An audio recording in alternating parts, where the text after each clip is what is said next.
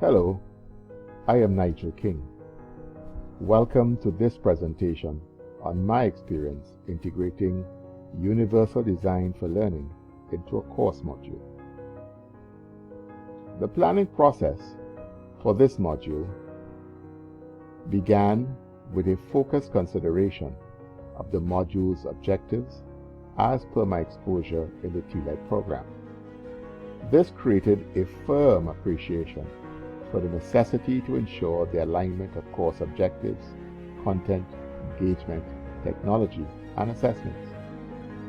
As a consequence of learning that I have gained in this EDID 6400 course, my instructional design process has been forever altered. The obligation to incorporate the UDL principles of representation, engagement, action, and expression in course modules has become an additional innovation of my instructional design activities. I am for the first time being required to consider the objectives of UDL, which has led me to reflect on the challenges that the framework is intended to resolve.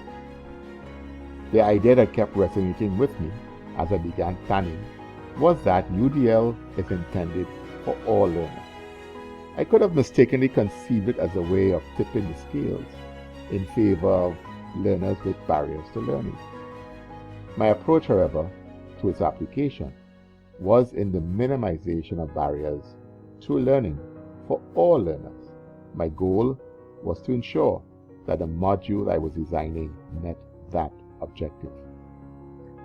I therefore set about formulating a plan on how I would use the concept to create an equal, accessible, and inclusive online learning environment.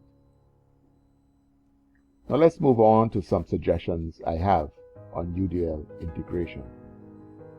As someone relatively new to course development, I suggest that one of the key lessons to be learned is the prerequisite to have a fairly thorough understanding of the learning management system you're going to be working with.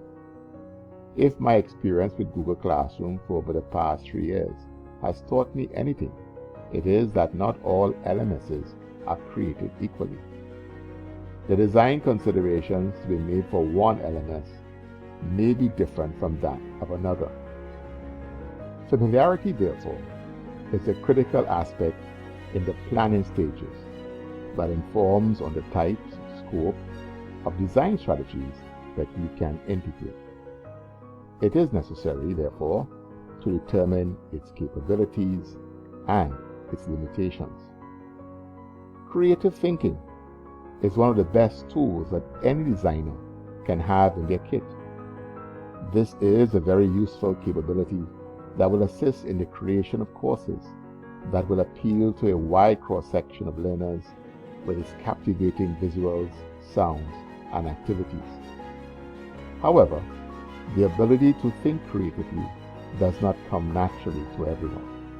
Developers in such circumstances will need to rely more heavily on researching inclusive design strategies. I have, over the weeks of the semester, been able to accumulate a range of UDL design resources and suggestions. I am a believer of not reinventing the proverbial UDL design strategy wheel. Giving thought also to your own learning preferences and those of others within your environment is a very useful way to begin the design process. Based on my own learning experiences, I began thinking about the types of videos, audio, and podcasts that will increase accessibility and accommodate learner diversity. The challenge for me thereafter was in selecting and utilizing the technology to create these resources.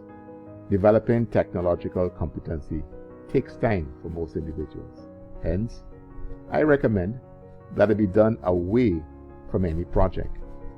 It will be extremely beneficial for course developers to habitually test a range of free-to-use course design applications. Course assessments can be the most single stressful experience for learners for a variety of reasons. Therefore, providing choice is a key feature of UDL expression.